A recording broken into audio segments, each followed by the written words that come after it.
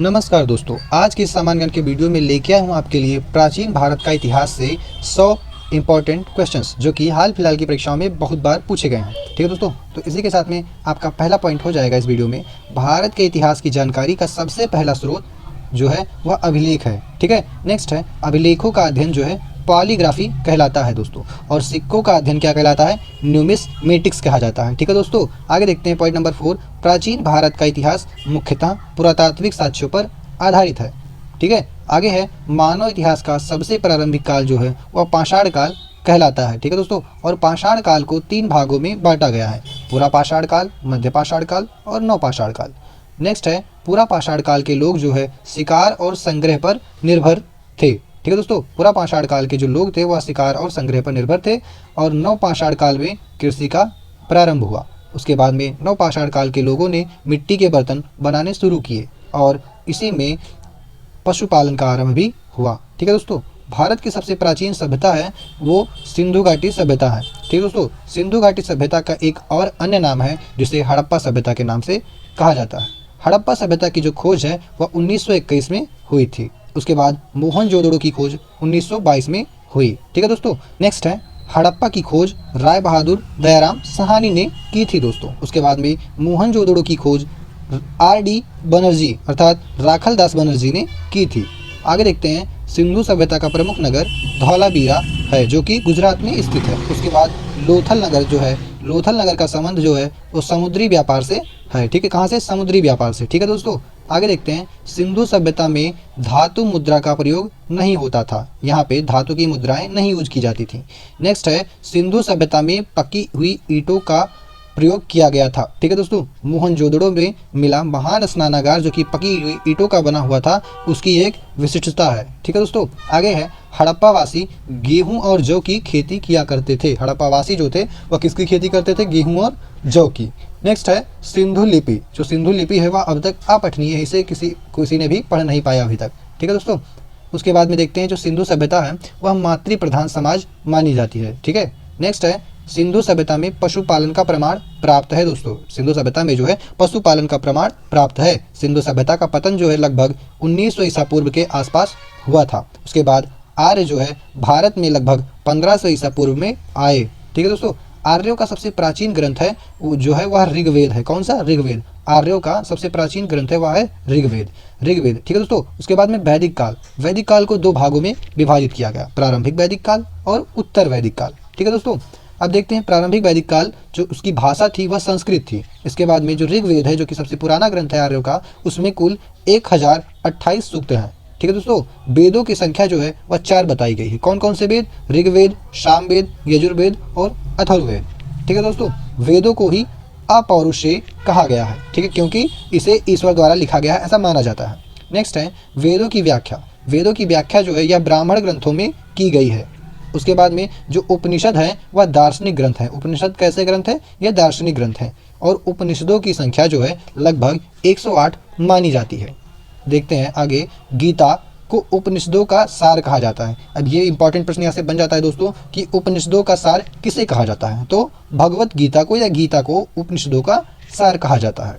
महाकाव्य 2 हैं। कौन कौन से? रामायण और महाभारत। ठीक है दोस्तों, अब देखते हैं महाभारत। महाभारत के जो रचयिता हैं वो वेद व्यास जी हैं, और रामायण के जो रचयिता हैं वह महर्षि वाल्मीकि जी हैं। ठीक है दोस्तों, आगे देखते हैं महाभारत को पंचम वेद भी कहा गया है, ये भी एक इंपॉर्टेंट प्रश्न बन जाता है। आगे देखते हैं पॉइंट नंबर 43, उपनिषदों का जो मुख्य विषय है वह ब्रह्मा और आत्मा है। ठीक है दोस्तों, आगे देखते हैं आर्यों की जो प्रमुख सभा थी उसको सभा और समितियाँ कहा जाता था।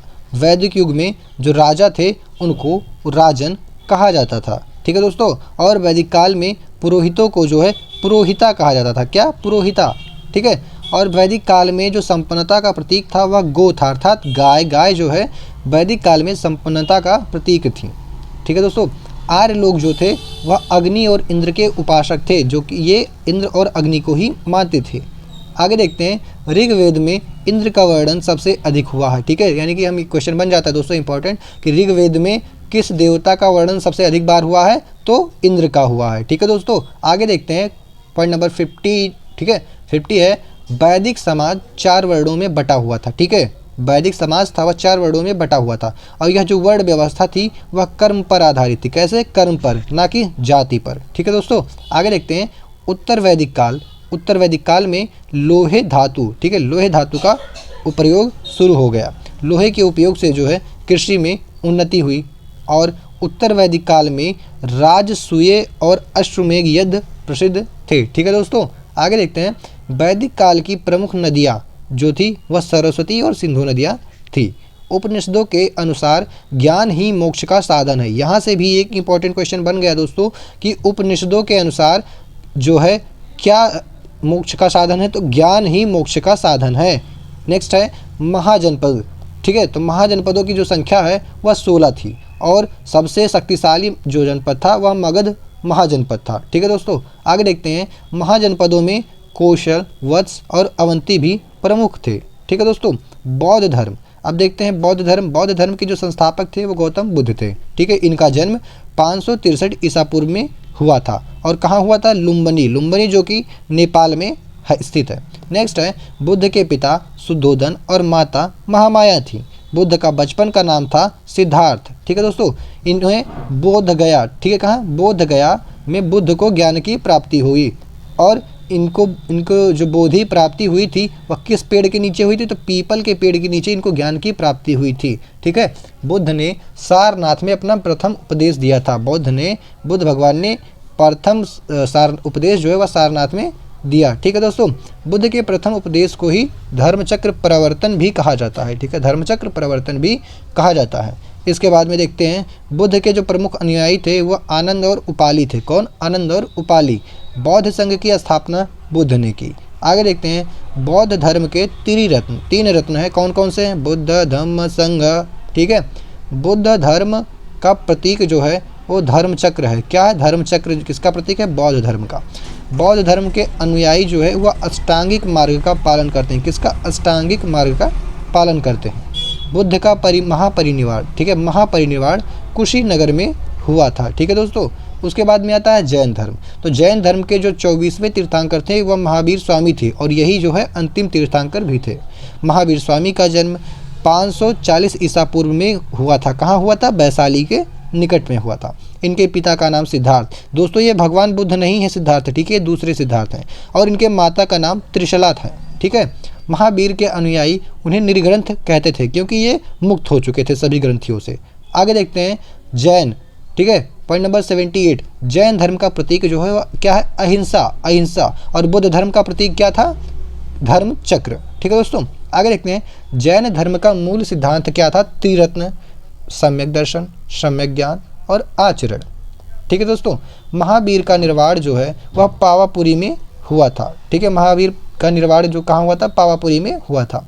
जैन धर्म के अनुयायी श्वेतांबर और दिगंबर कहलाते हैं।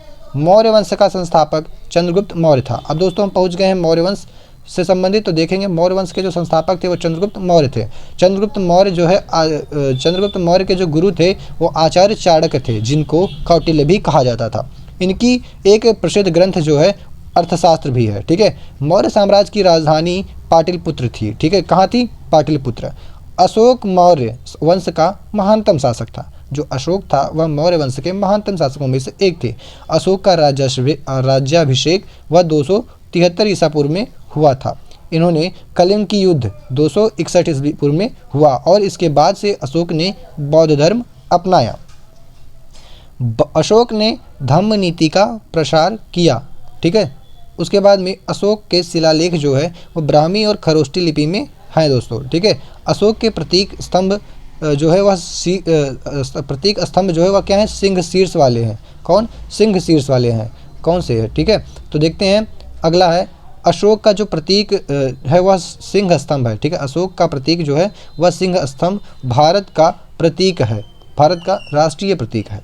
मौर्य वंश के बाद शुंग वंश की स्थापना हुई। ठीक है, मौर्य वंश के बाद किसी हुई? शुंग वंश की स्थापना हुई और इस वंश का जो संस्थापक था वह पुष्यमित्र शुंग था। ठीक है, किसका? शुंग वंश का जो संस्थापक थे वो पुष्यमित्र शुंग थे। उसके बाद में गुप्त वंश का संस्थापक हुआ और इसकी जो स्थापना की किसने की? श्रीगुप्त ने की। देखते हैं चंद्रगुप्त प्रथम। चंद्रगुप्त प्रथम को क्या प्राप्त हुआ? महाराजा धीराज की उपाधि मिली। और समुद्रगुप्त को भारत का नेपोलियन कहा जाता है, ठीक है, कहा जाने लगा। गुप्त काल को ही स्वर्ण मुद्रा दिनार प्रचलित थी। गुप्त काल में स्वर्ण मुद्रा दिनार प्रचलित थी। क्या थी? दिनार प्रचलित थी। और गुप्त काल को भारतीय इतिहास का स्वर्ण युग कहा गया है दोस्तों।